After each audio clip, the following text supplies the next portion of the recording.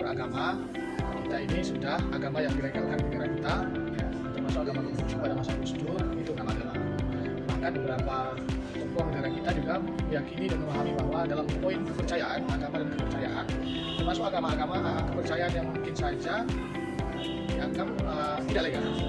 Seperti agama contohnya di kampus kita masih ada mahasiswa yang beragama di luar dari enam agama ini, menganut kepercayaan formalis kan, dan mungkin saja ada kepercayaan lain yang ada di Indonesia.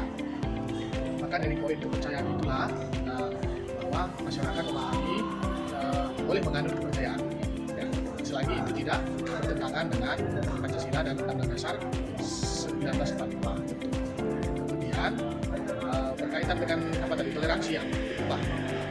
Itu jadi kebebasan beragama itu memang dijaga hak yang undang-undang, ya, sesuai dengan poin ketuhanan yang Maha Esa yang ada dalam Pancasila. Kalau kita lihat undang-undang kan pasal 29 ya, itu menjamin setiap warga negara berhak di agamanya, menjalankan agamanya, dan beribadah sesuai agamanya, itu sudah dijamin dengan undang-undang. Nah, itulah yang paling utama sebagai landasan pengamalan dan kebebasan beragama di Indonesia. Ya, itu dalam undang-undang pasal 29 itu. Iya, kalau kita merujuk kepada hak-hak masyarakat atau hak bangsa Indonesia, maka mereka wajib dilindungi, ya kan? Di negara ini kan ada namanya hak dan kewajiban. Sebagai warga negara yang punya identitas sebagai masyarakat Indonesia, mereka hanya harus dilindungi, termasuk berkaitan dengan kepercayaan yang dianut itu. Walaupun kepercayaan tersebut tidak termasuk dalam enam agama yang diakui negara kita. Tadi disampaikan hak mereka harus dilindungi walaupun mereka beragama. Bahkan kalau kita lihat bukan cuma formal, agama kepercayaan yang dianut di tempat terpencil Papua itu pun ada kepercayaan yang sangat berbeda dengan semua agama yang ada di negara ini. Tetap mereka dilindungi hak mereka untuk beribadah, gitu ya.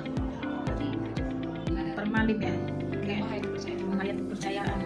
Nah, kalau sekarang itu kepercayaan kakak nih, aliran kepercayaan juga sudah diakui ya. Di samping kalau agama kan udah jelas ya, ada 6 agama resmi yang diakui di Indonesia.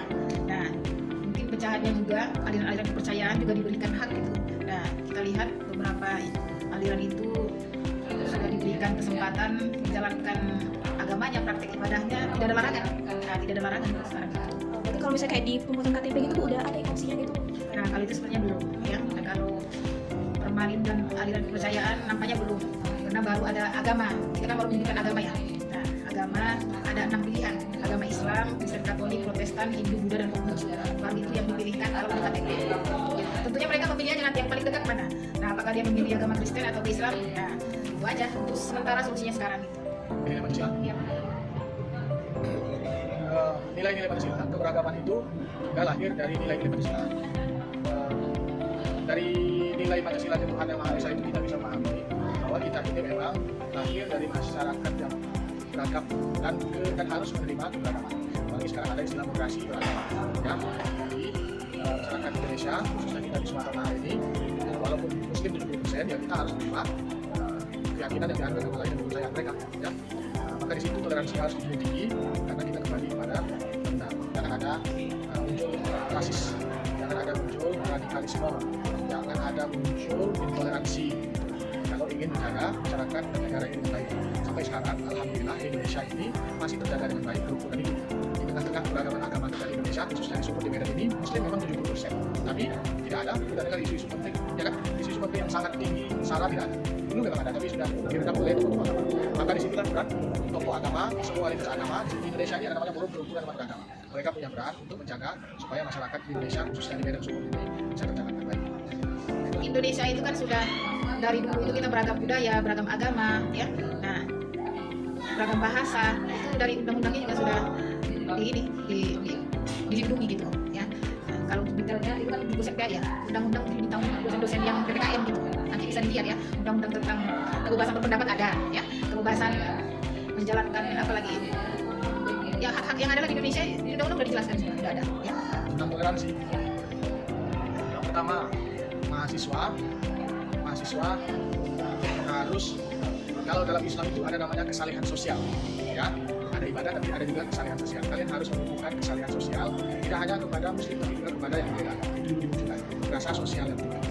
Yang kedua, saling menghormati perbedaan agama. Yang muslim menghormati yang muslim juga menghormati yang non muslim. Maka kalau kita merujuk kepada ada namanya Al-Qur'an itu, mereka sedang beribadah, jangan kita ganggu. Kita mau beribadah, mereka tidak mengganggu kita. Itu yang sebenarnya, maka saling menjaga. Itu toleransi. Selagi prinsip ini dijunjung tinggi, maka mudah-mudahan toleransi akan terjaga. Ya, jadi hubungan sosial atau dalam bahasa kita muamalah itu terjaga. Tapi tetap dalam aturan dan prinsip agama masing-masing. Paham ya? Sosial itu tetap jaga, ya. Kalau bahasa kita muamalahnya tetap jaga, tapi tetap menunjuk prinsip agama masing-masing. Di Islam mungkin ada prinsip agamanya berkaitan tentang keyakinan. Di agama lain juga ada prinsip yang berkaitan dengan keyakinan. Pegang saja prinsip. Satu lagi paling penting, kita juga boleh membatasi diri, ya kan? Batasi diri. Wah, nggak kawan sama ini, nggak boleh kawan sama ini, ya kan? Nggak boleh di lingkungan akademisi, di lingkungan kampus itu harus bergaul. Makanya saya bilang, saya kalau masuk di keluarga negaraan, makanya di kelompok-kelompok itu saya acak. Nanti kita ini sudah terbiasa dengan kelompok mereka ini. Akhirnya mahasiswa ini kotak-kotak dengan kelompok.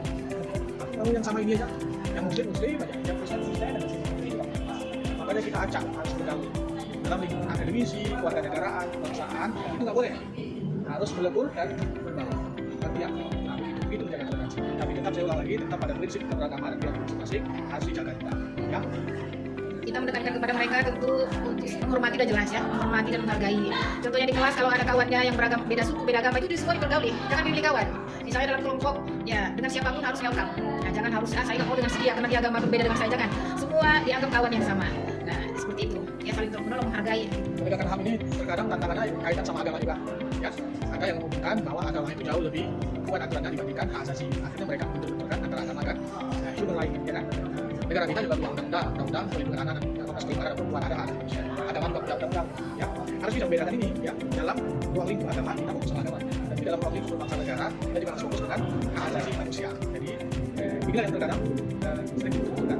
Ini kan aturan agama dan aturan budaya atau adat itu biasanya dimasukkan ke dalam negara kita. Aturan agama, makanya Islam di BKN ada yang aturan adat, dan dimasukkan dalam undang-undang kita, undang negara kita. Jika sesuai dan sinkron dengan undang-undang negara, kalau tidak sesuai ya berarti tidak. Jadi saya rasa hak asasi manusia itu dia tantangannya sampai sekarang menegakkannya itu, ya. Paradoks dia antara ketentuan agama dengan ketentuan negara.